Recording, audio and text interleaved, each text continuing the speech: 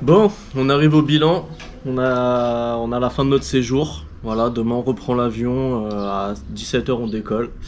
Voilà, bon, il nous reste encore un peu la matinée, mais bon, il va falloir qu'on rentre le logement demain matin avec Gary. Gary, c'était top. Puis voilà, on va faire un petit bilan un peu de tous nos ressentis, tout ce qu'on a vécu jusqu'à présent.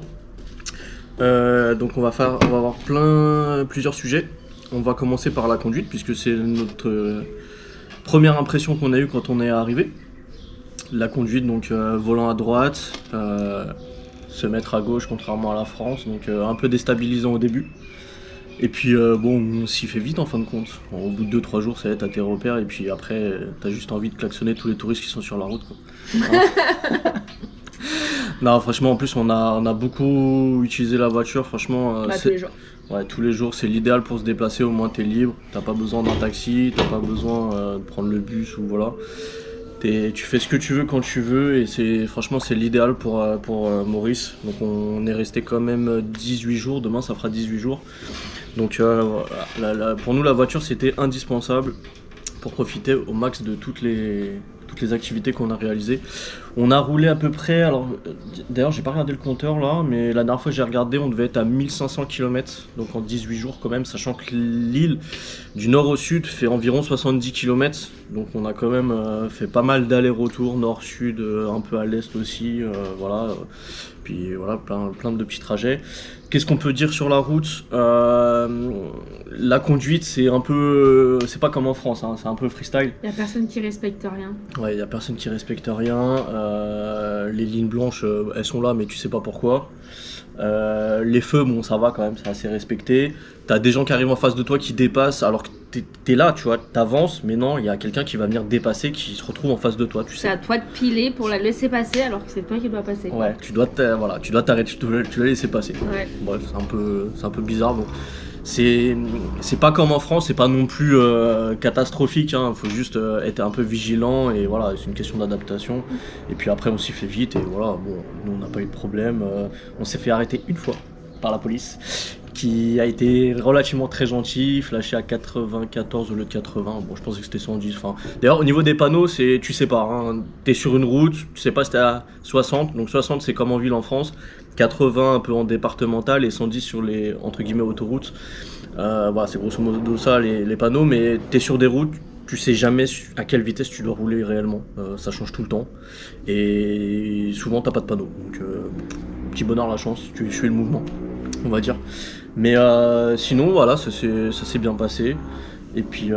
Même les autoroutes, c'est pas les mêmes qu'en France. Ici, tous les 2-3 km, t'as un rond-point en plein milieu d'une route, quoi, à 110. Oui, alors ce qu'on peut dire, c'est quand même le nord est vraiment beaucoup plus touristique. On le voit justement au niveau des routes, c'est beaucoup plus. Il y a beaucoup d'autoroutes, il y a des grandes autoroutes qui traversent avec des ronds-points effectivement qui dispatchent sur les différentes villes. Et quand tu arrives plus au sud, donc nous on a fait quand même de Grand-Bay au Morne, donc toute la côte du nord au sud-ouest. Et effectivement tu te rends compte qu'au nord c'est beaucoup d'autoroutes, de grands axes, et au sud c'est beaucoup plus sauvage, des petits chemins, des petites routes, etc. Voilà, c'est la grande nuance qu'on peut voir au niveau de l'île de ce qu'on a remarqué. Voilà pour alors beaucoup de comment ça s'appelle de flash, de radar, surtout au nord, donc sur les grands axes. T'en as, alors quand tu vas vers Port-Louis par exemple, t'en as tous les 2 km quoi. Enfin même pas tous les kilomètres j'ai envie de dire. Donc c'est super bien indiqué. T'as 3 lignes.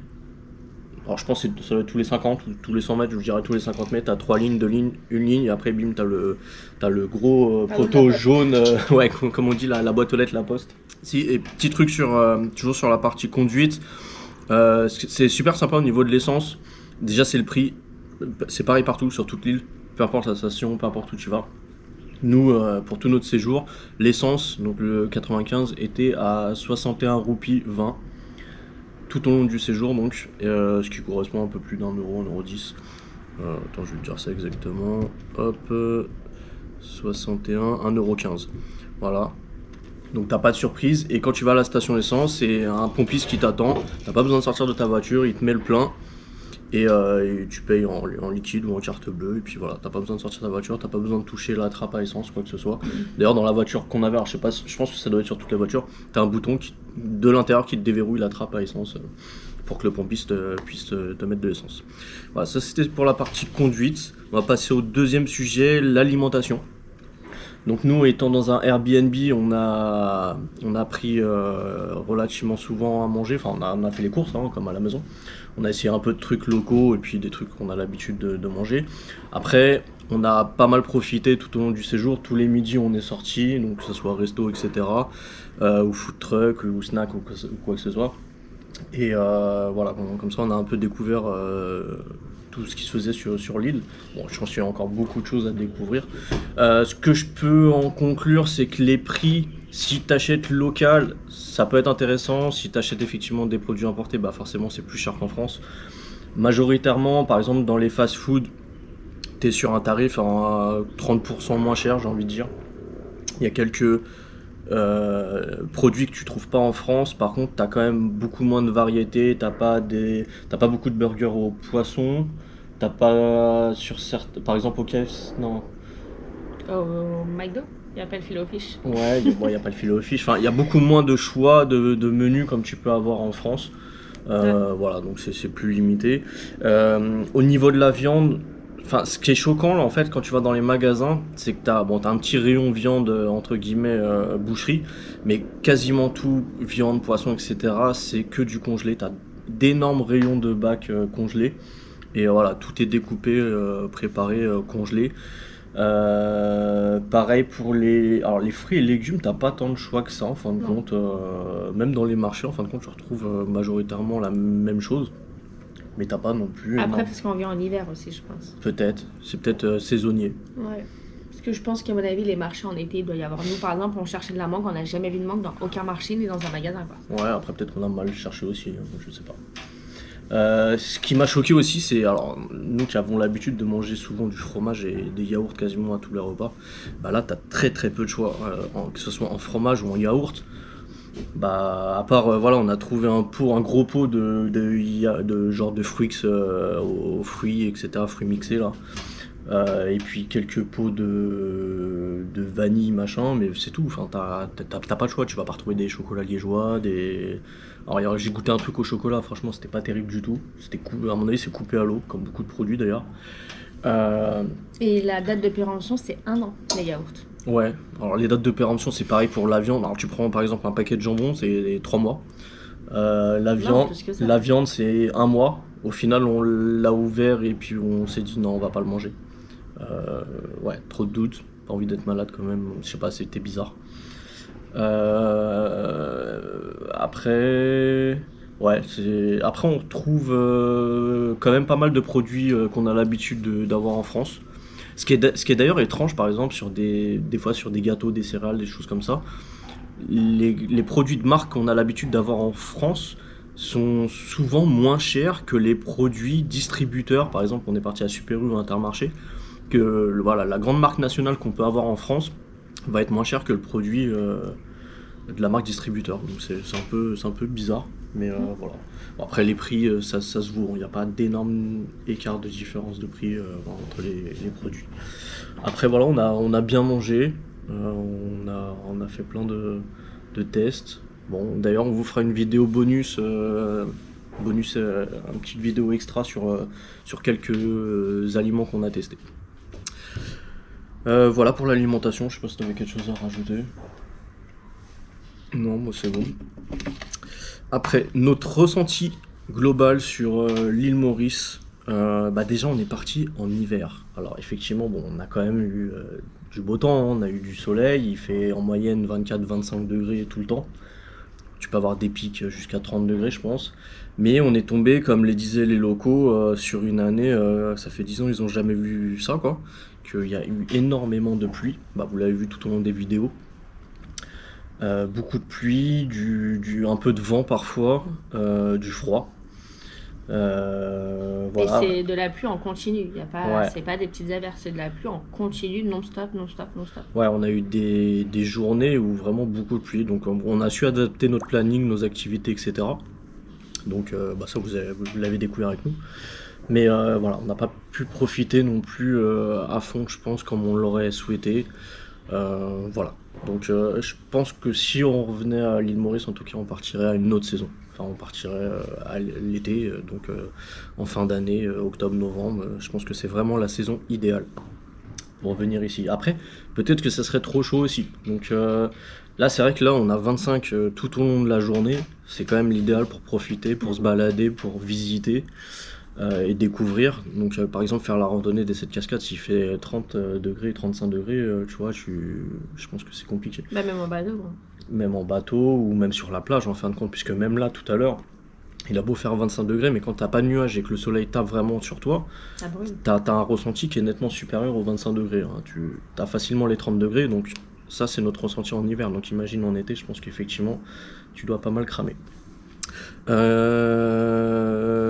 Mis à part ça, la vie locale, qu'est-ce qu'on peut dire? Voilà, les locaux, on a vu toutes sortes. Hein. On a vu des gens très agréables comme des gens. Voilà, en fait, le mythe, entre guillemets, de ce que j'entends partout, de ce que je peux lire ou voir dans des vidéos, qui dit que effectivement les Mauriciens sont très accueillants. Alors, c'est totalement vrai, il y en a qui sont totalement accueillants, etc. Mais on a eu quand même aussi les deux côtés. C'est vrai qu'on est parti dans des endroits un peu plus reculés où les gens, c'est un peu moins touristique, ils ont moins besoin de toi, entre guillemets. Et quand t'es touriste, en fin de compte, t'as un peu l'impression de gêner, t'es mal regardé quand même, des fois. Et le dialogue, il est plus, je vais pas dire agressif, mais voilà, c'est.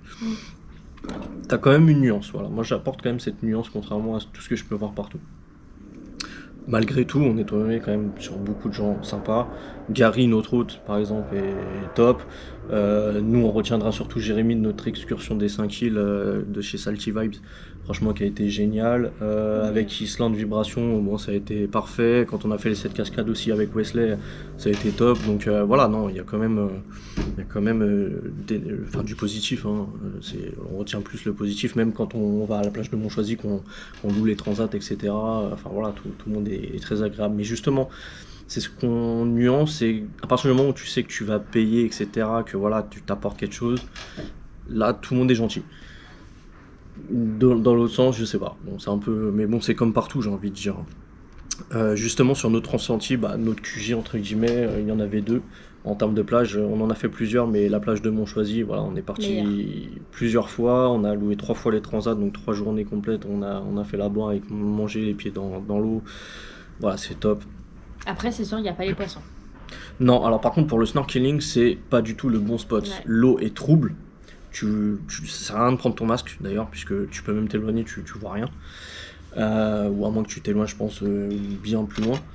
Mais par contre, pour les enfants, la famille, faire de la plage, de la bronzette, etc., c'est l'idéal. Le sable, il y a une grande étendue de sable. Le sable est fin, blanc, c'est magnifique.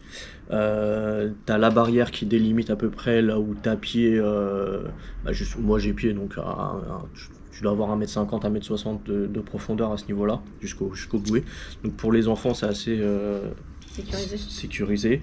T'as pas du tout de coraux dans l'eau, de cailloux non plus, c'est vraiment du sable. Pour le coup, là, t'es tranquille et tu te feras pas mal. Donc ça, c'est l'idéal. Notre deuxième QG pour la partie commerce, donc nous, comme on est à Grand-Bay, on est à 5 minutes de Grand-Bay. Et notre QG de la zone commerciale de la Croisette, franchement, on a kiffé. Au début, on était parti au Super U le premier jour faire nos courses. Et en fin de compte, après, on est parti à l'Intermarché de la zone de la Croisette. Puis on a fait toute la zone de la Croisette. On est reparti plusieurs fois. C'est là où on allait retirer majoritairement l'argent aussi. Dans le sous-sol, c'était pratique. Tu te gares au parking, hop, tu retires de l'argent. Parce que des fois, c'est compliqué à se garer dans les petites rues, dans les centres-villes, etc. Et voilà, tous les petits commerces, etc. Non, franchement, c'était super sympa. Puis même goûter t'as tout le food court, toute la zone, franchement, elle est top. Là, t'as plein de boutiques. Il y a plein de boutiques, il y a le stand de jeux qu'on a fait, plein de restos. Puis voilà quoi. Ensuite, qu'est-ce qu'on a fait d'autre? On va passer au sujet des excursions. Donc la première qu'on a fait, que j'avais réservé déjà même en France, c'était avec Salty Vibes, donc pour l'excursion des 5 îles de l'Est, que je voulais faire absolument, donc il y a eu un vlog dédié à ça. Ça franchement pour moi c'était la meilleure journée.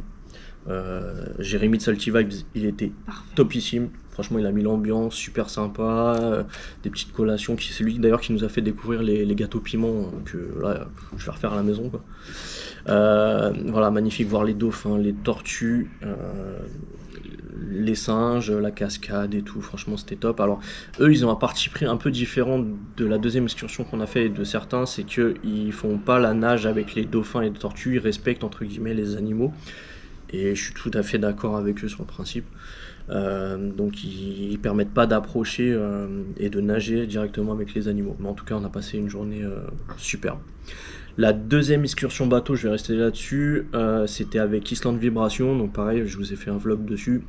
Là, pour le coup, c'était direction Le Mans, donc pour voir le sud-ouest avec l'île aux bénitiers, le Crystal Rock. Et là, pour le coup, on a nagé avec les dauphins. On a eu la chance de tomber en privatisé avec une tortue, là même où on avait pied en plus.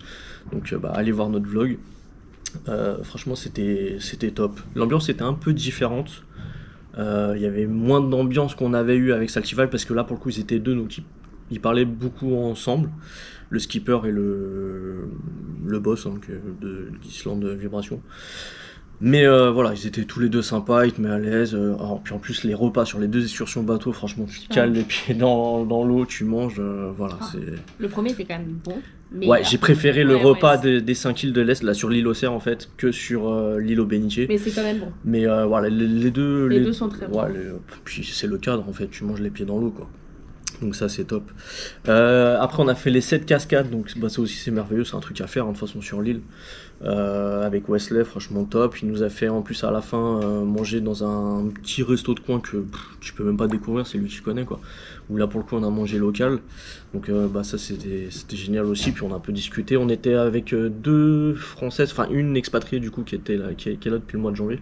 Donc on a un peu discuté etc. C'était super sympa d'échanger justement sur la vie mauricienne etc.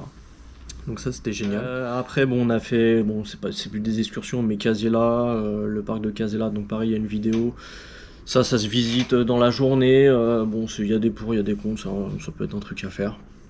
C'est bien pour les enfants. Ouais c'est bien pour les enfants. On a fait la découverte de la vanille aussi, ça c'était top. C'était bien. Donc pareil il y a un vlog dessus, ouais il a plu, mais justement c'est bien, comme ça tu fais une visite pendant qu'il pleut, c'est pas très grave. Et puis voilà quoi, ça passe la journée.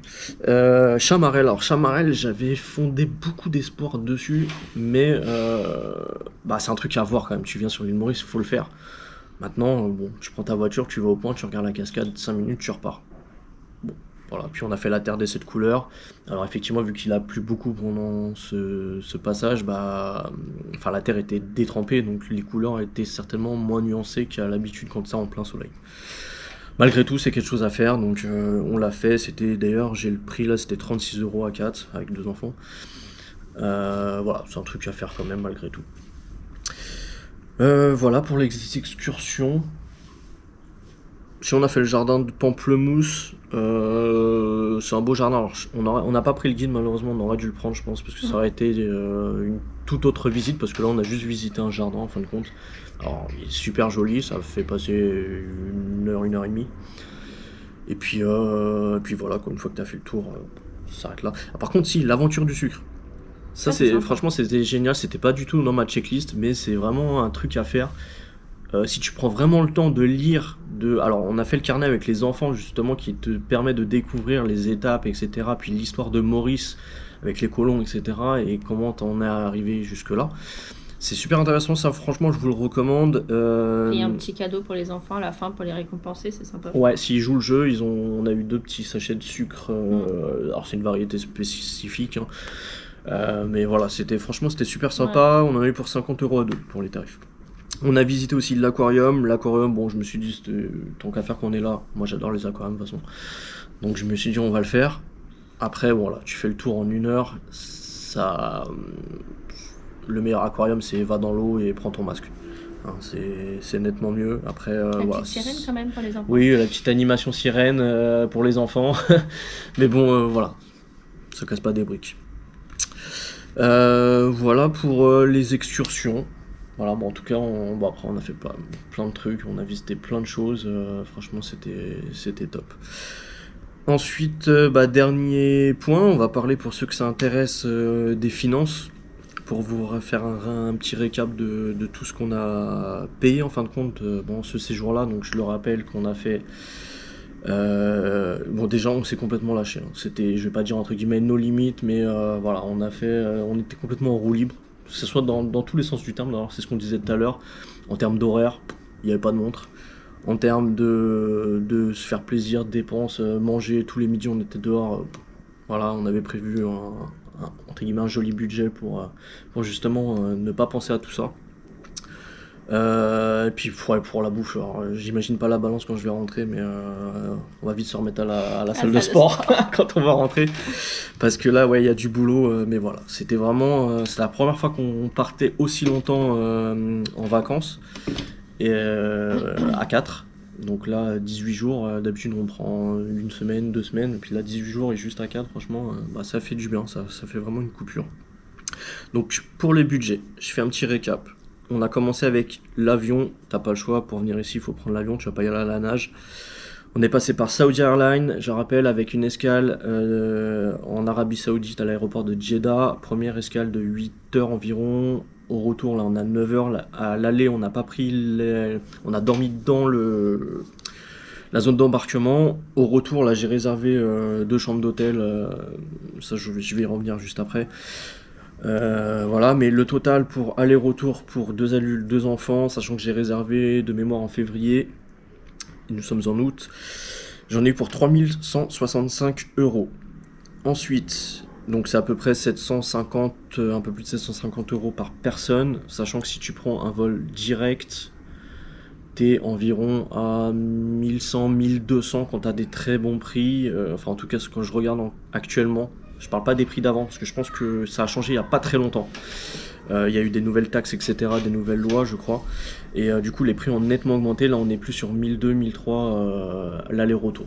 Même si tu t'y prends en avance. Ensuite, le Airbnb, donc la location, pareil, je vous renvoie au vlog numéro 2 qui vous montre la location. On est à 5-10 minutes de la mer, on n'a pas vu mer, etc. Mais on est bien, on est dans une zone sécurisée. Au début, on a eu un peu peur quand même. Mais voilà, tout a été mis en place pour nous rassurer. On en a eu pour 2160 euros. La voiture, pour nous, c'était un indispensable, pas le choix. On est passé avec AKD qui sont directement à l'aéroport. Ils nous attendaient sans problème. Il n'y a pas de franchise, pas de caution. Si tu fais des dégâts sur la voiture, on va pas en parler. Non, tout s'est bien passé. Il y a juste un panneau stop qui a voulu faire un bisou à la voiture. Mais voilà, tout est pris en charge. Il n'y a pas de franchise, il n'y a pas de caution, il n'y a rien du tout. Il y a juste ce qui n'est pas pris en compte, c'est crevaison, rétroviseur. Et les jantes. Non, c'est pas les ans, c'est Oui, c'était les. les rayures sur les jantes Non, et sur la rétro. les phares. Ouais, il va parler des phares, il a Ah, parlé je sais plus, enfin, il y a 3 trucs, mais. des jantes et des trucs. Ouais, enfin voilà. Ça, on en a eu pour 578 euros. Donc, les dépenses qu'on avait faites avant même de venir, ça, on n'avait pas le choix. Donc, avion, Airbnb, voiture, total 5903 euros. Voilà, donc ça avant même de partir. Ensuite, alors effectivement, ça va peut-être effrayer certains. On a dépensé environ, pour la totalité de notre séjour, je rappelle, on était en roue libre totale, 4500 euros. Sachant que dedans, on a fait les 5 îles de l'Est avec Saltivibe, 370 euros. Les îles du Sud-Ouest avec Island Vibration, 355 euros. Les 7 cascades avec Wesley, 130 euros. Chamarel, 36 euros. Casella, 74. Pamplemousse, 22. Aventure du Sucre, 50. L'Aquarium, 75. On s'est fait plaisir aussi, on a ramené, donc on a fait la visite de la vanille, mais on a ramené aussi pour 320 euros de vanille.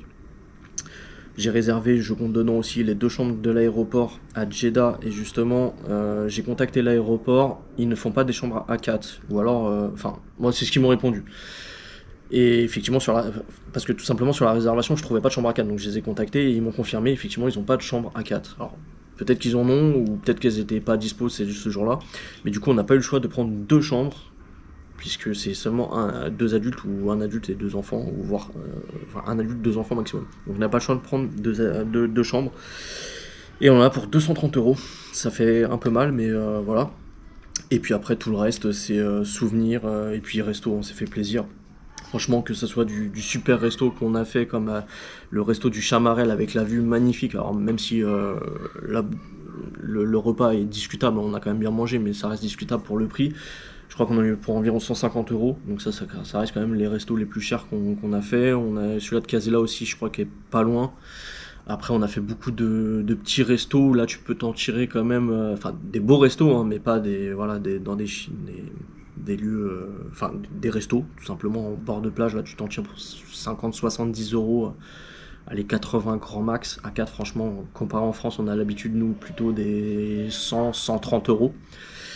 Et après, t'as tous les snacks ou nous, notre préféré, voilà, c'est quand même le resto sur la plage de Montchoisy, les petits camions, les food trucks. Là, tu manges pour. Camion vert, trop bon. Ouais, le camion Luigi vert à la plage de Montchoisy, parking public, là, tu te gares là, t'as les transats juste à droite, t'as le camion vert qui vient. Là, franchement, je vous recommande. Ouais, Et, bon. là, tu t'en tires pour 45-50 euros, t'as 4 cocktails, t'as le repas, t'es bien, t'es les pieds dans l'eau, quoi. Ils t'apportent les tables à 5 mètres de la mer. Voilà, t'as pas besoin de te déplacer, franchement, t'es au top. Voilà, donc en totalité, on est à environ 10 400 euros. Voilà, bon, grosso modo, c'est un voyage à 10 000 euros. C'est un voyage au bout du monde, c'est un voyage. Bon, on a eu un petit problème de GoPro, plus de batterie. Mais comme je le disais, bon, j'étais sur la fin. On a passé un super séjour. C'était un voyage extraordinaire qui restera gravé. C'était la première fois qu'on partait si loin avec les enfants. Les enfants, c'était la première fois qu'ils prenaient l'avion. Donc effectivement, on a eu pour 10 000 euros environ. Mais ça valait le coup. Puis après, tu peux partir pour beaucoup moins cher. Là, on s'est fait vraiment plaisir. On s'est complètement lâché. On a fait des restos tous les jours. On a goûté plein de trucs.